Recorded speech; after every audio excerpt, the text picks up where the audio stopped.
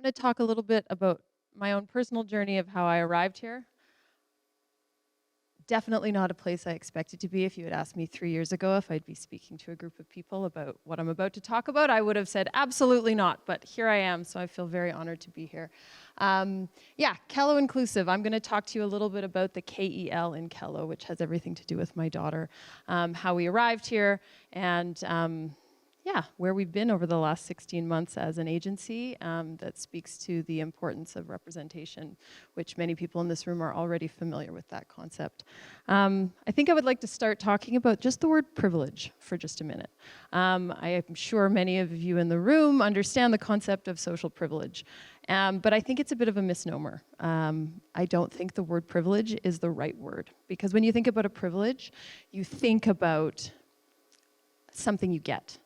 And social privilege has everything to do with the barriers you don't have to face, which inherently makes it a concept that is invisible to those that have it, right? If there is a barrier that you don't have to face, you don't see it. And it's something I only started learning about probably in the last 5 years in a really significant way. So I won't go into all of the nuance, the sociological nuance of this. If you've seen this wheel of power and privilege before, I have been very grateful to be very close to that center of the wheel of power and privilege. I am a non-disabled white woman. I was born into a middle-class family. I have a post-secondary education. There's a lot of things about my life that have made it relatively seamless in how I move through the world.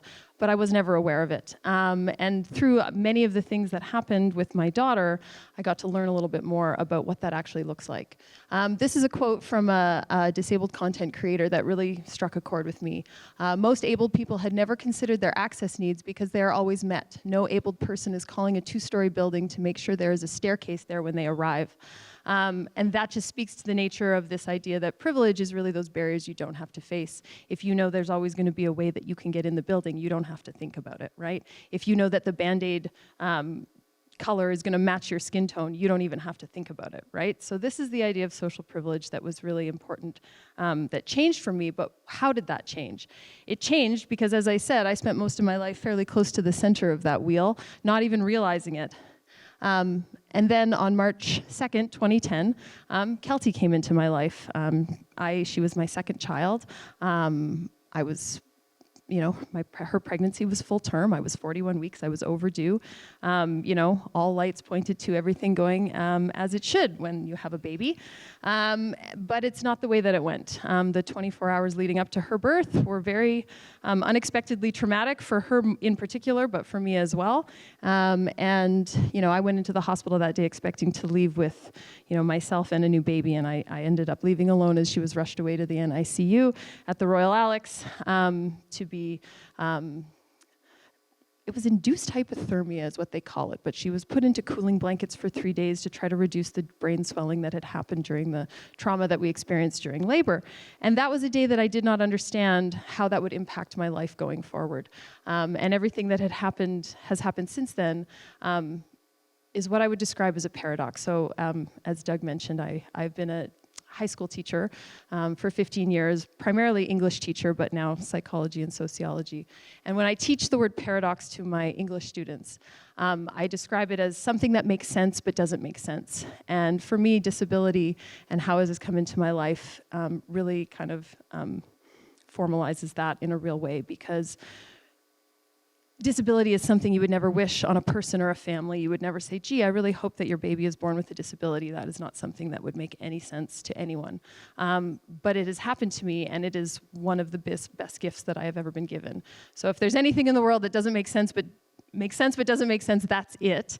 There's Kelty. That was when she was about 5 years old. And so as I went through my journey as a parent and learning what it meant to have a child with a disability, this is when that, being in the center of that wheel of power and privilege really changed for me, because all of a sudden I had a lot of considerations that I had never had to think about before. Many which had to do with access needs, but in addition, just what it means to have a person with a disability in your life. And good old Facebook. Everything good comes from Facebook, doesn't it? One of my friends, when Kelty was this age, she was about 5 here, posted a picture of a Target magazine, that one, on her feed. It was a Target magazine out of Australia. And I saw this little girl in the clothing section with AFOs and the crocodile walker that were exactly the same as my daughter's. You can see her AFOs and her walker there. And I was blown away. I was like, oh my gosh, you never see mobility aids in fashion. That is so cool. And my daughter was 5. So she was not aware of the world's opinion at this point, as none of us are at 5 years old. And I just sort of filed it away in the back of my mind thinking, geez, that's just such a cool thing. And I thought maybe one day Kelty could be a model. That would be really cool to be able to see more mobility aids in fashion. So that was something I just filed away and didn't think too much more about until COVID, because what happened during COVID is we all had a little more time on our hands. And it was at that point when I did have a little more time on my hands that I thought, you know what, I'm just going to send her pictures, because she's really cute, into a modeling agency in Calgary. So at this point, she was about 10 years old, almost 11. And I did. I sent her, I'm going to go back to that one. I sent her pictures into this modeling agency in Calgary, and they signed her. And before I go further down that story, I did just want to think about when you see a mobility aid in fashion, if we think about what we mostly saw, if we go back to the 80s, unless you were a thin white female, that was sort of the only definition of beauty, right? That was kind of where we were. And it wasn't that long ago. I think this was from the late 80s, this particular ad campaign, which sort of epitomized the only thing that we saw in advertising.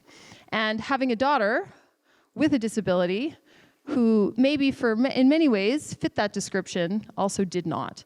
And I like to think, as I moved into COVID, and it was a few years later, that we'd come a long way, right? This was from the Dove Real Beauty campaign, and we've come a long way in body size diversity, cultural ethnic diversity, but disability, in my mind, still was very much left behind. So back to COVID. So I sent these pictures into a modeling agency in Calgary, and they signed her right away. They were very excited to have her, in fact. She was the first disabled child that they'd had on their roster. And we had some really great experiences. This was in Toronto Kids Fashion Week. We flew to Toronto. It was the first disabled model they'd had on their runway. And it was very exciting. You can see Kelty's nerves there, maybe a little more than mine. But we were very excited about it. But we also were left feeling like all of the people that were as excited as they were to have the opportunity to maybe work with Kelty, if I'm being frank, just didn't know what to do with disability. This was a particular experience where we showed up and there was no ramp to get up on the runway. So then they tried to get Kelty in a side door. They had to move one of the panels in the backstage to get her, despite knowing well in advance that they had a child in a wheelchair that was in the show. So, things like that.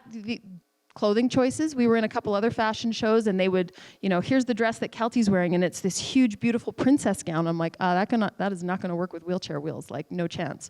Or a really small top that, because of the spasticity in her upper right arm, she couldn't get her hands into, and things like this. So I found myself doing a lot of advocating, and having people be relatively receptive to it, but also just left with this feeling of there just needs to be more advocacy here.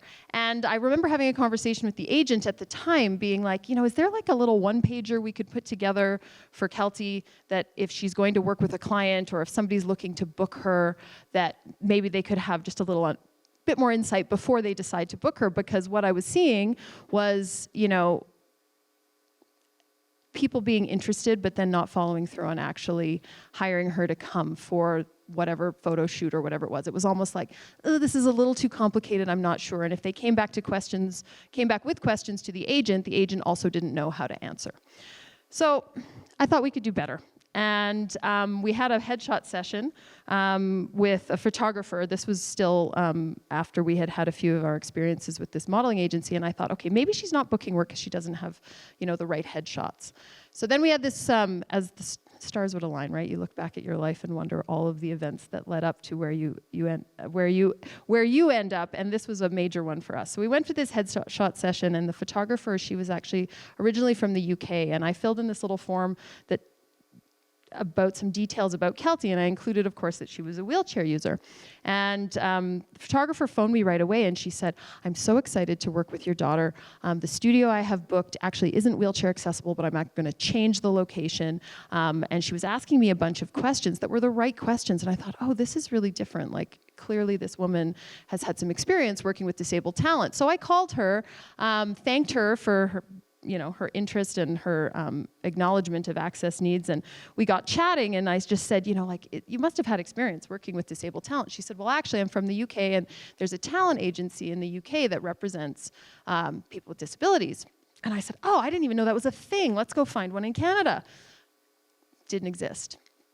And so I thought, well, it should exist. So June of 2022, we decided to start Kello Inclusive. And what started as sort of like I said, I've been a high school teacher for 15 years. I did not have a lot of experience in the entertainment, media, and marketing industry, but I jumped in with 2 feet, like to think I was a quick study. I don't know about that. We're still learning as we go, but we clearly were meeting a need that needed to be addressed. So obviously, many people in the room might understand these stats, but I certainly didn't recognize the need. 25% of Canadians identify as disabled. I think the actual stat is like 22.5%, but I'm sure there's people out there that maybe don't volunteer or self-identify as disabled but would in fact qualify. But when you look at statistics about how many are actually represented in media, the biggest study I could find, it was 3% of people in media are disabled. However, this included people behind the camera, not just people in front of the camera. So if we were to actually look at people in front of the camera, it would be less than 1%. Which clearly there's a gap there. 25% of the population identifies as disabled. Only less than 1% are represented in media. Circling back to my daughter, who is now 13, if there's ever an age where you become aware of the world's opinion, it's 13. Think about it. Picture your 13-year-old self. Would you go back and relive that year? Those years? Because all of a sudden you are comparing yourself with your peers. And I did also notice a couple of moments with my daughter. Having one evening she's crying. Mom, why am I different? I hate my wheelchair. I hate my AFOs. I hate my hearing aids. And I have no shortage of words. I had all the words. I said all the things.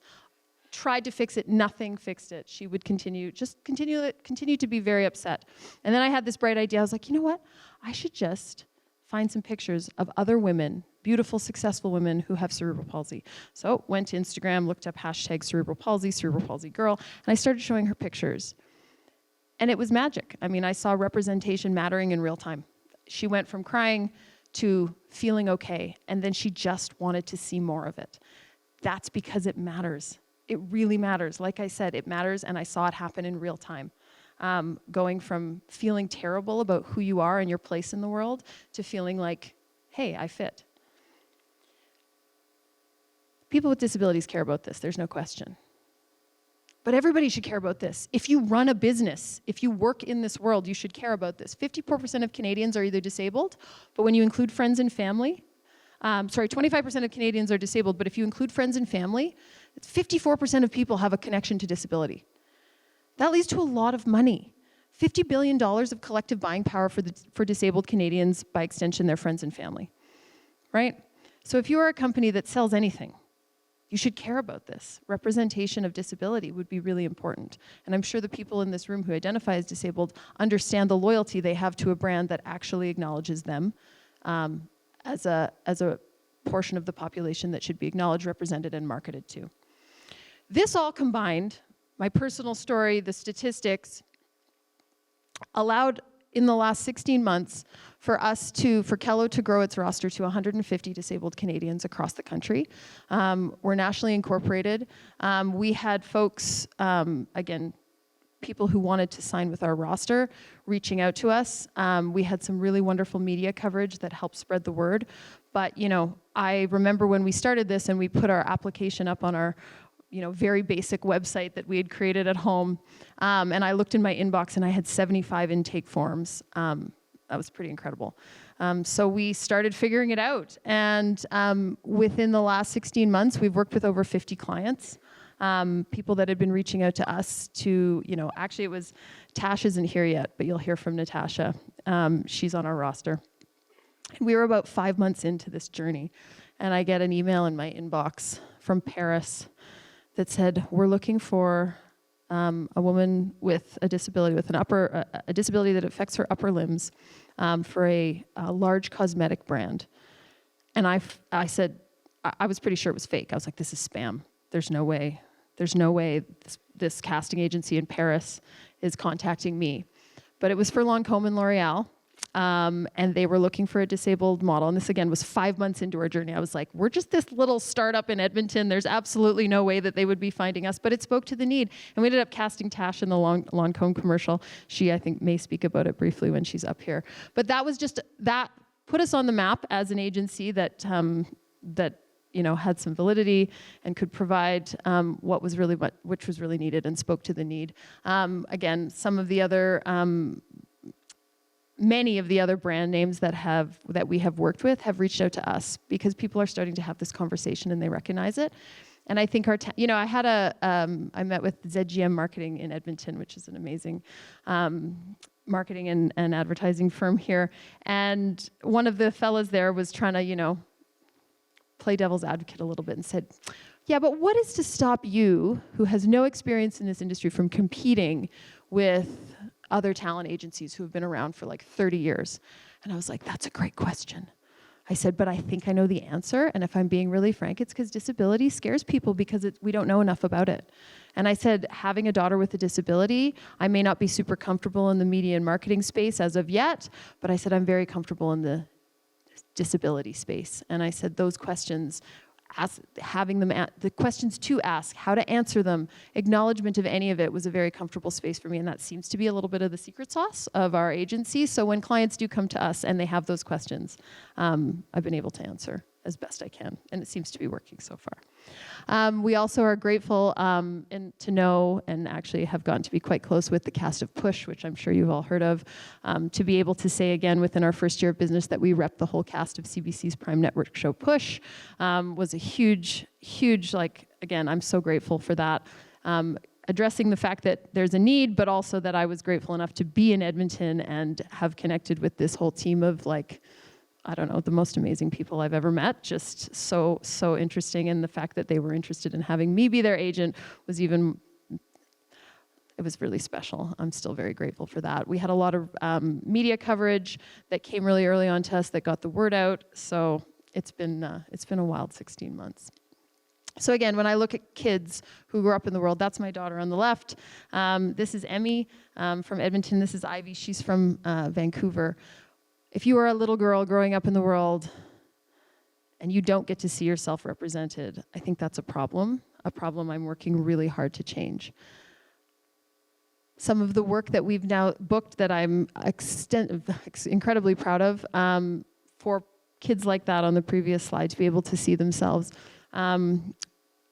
is up there. I mean, it's a variety of work. Emmy was cast in a Hallmark movie. She went to Winnipeg for 12 days to shoot. She was the lead in a Hallmark Christmas movie called Under the Christmas Sky that's getting released at the end of this month. Of course, we have Push, one of our Montreal models. There's Tash's HAPTA campaign. Look it up if you haven't seen it. She has a whole testimonial on the website that's absolutely incredible. And then Lego, this was a recent one. We sent a little girl with a lower limb prosthetic to Prague to shoot a Lego commercial. She has her own little Lego character now that's been released, which has been really, really cool. So yeah, it's been a journey. I'm really grateful for you to have sat here and listened to me for a while. If there's anything I spoke about today that you'd like to connect with, if you ever need disabled talent to be part of any of your projects, I mean anything from government work to big campaigns to brand names to small brand clothing, fashion, local, whatever, it matters. Disability is part of everyone's world and should be seen as often as possible. So do not hesitate to reach out. I think that's it. So thank you very much.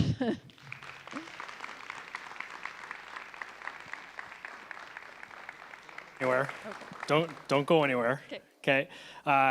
Katie, you've actually come a long way in the last, year and a half? Yeah, 16 months. 16 months. Yeah. I mean, what you're doing is not only remarkable for the community, but also for your daughter.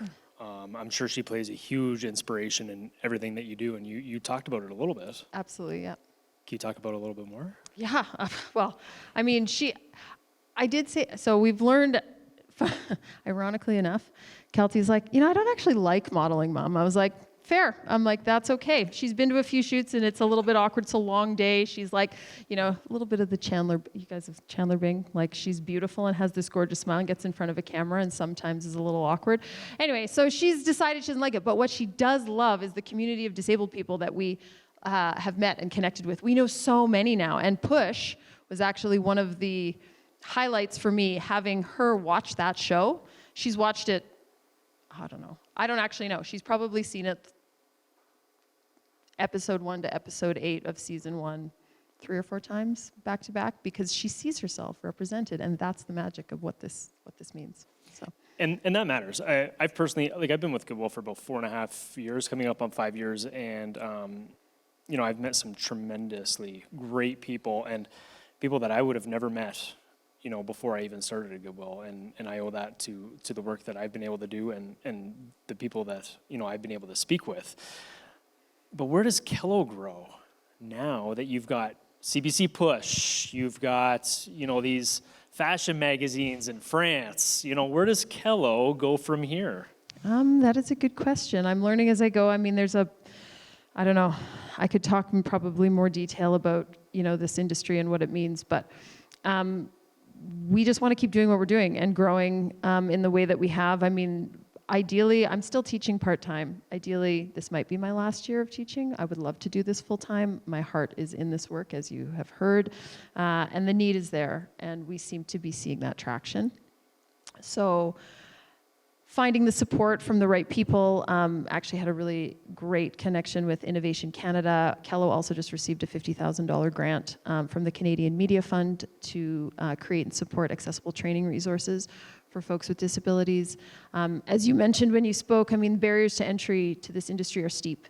Through no fault of anyone's, most folks with disabilities just don't have the same resume as their non-disabled counterparts, right, in this industry. Not because they're not talented, creative, wonderful individuals. It's just, 10 years ago, there was the stigma that, well, I'm disabled, I can't be an actor, kind of a mentality, and that's changing. And we really want to support people that want to grow their careers.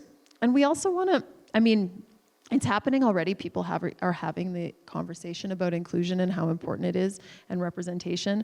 But as I mentioned, it's a little bit of a scary place for people that have never actually worked with disabled talent. So my heart is in the advocacy work and making sure that when I connect with a brand like Lancome or Lego, that I get to talk to the right people and really do the appropriate advocacy work so they know what it means to have a person on set who just may have a little extra accommodations. And there's definitely been roadblocks. Like, for example, we cast a woman from the deaf and hard of hearing community in an ATB commercial, only to find out that they didn't have an interpreter on set that day. Or, booking a little guy with Down syndrome on an 8-hour shoot, like without planning for breaks and a nap and that sort of thing. So, it's these kinds of things that I care the most about. And for Kello to grow, I think, me having a close connection to the relationships within the industry to teach everybody what it means to include disability in a real, authentic way. I was going to ask you, what does it mean being an advocate? But I feel like you just answered that. So ladies and gentlemen, let's give it up for Katie McMillan. Thank you. Thank you so much.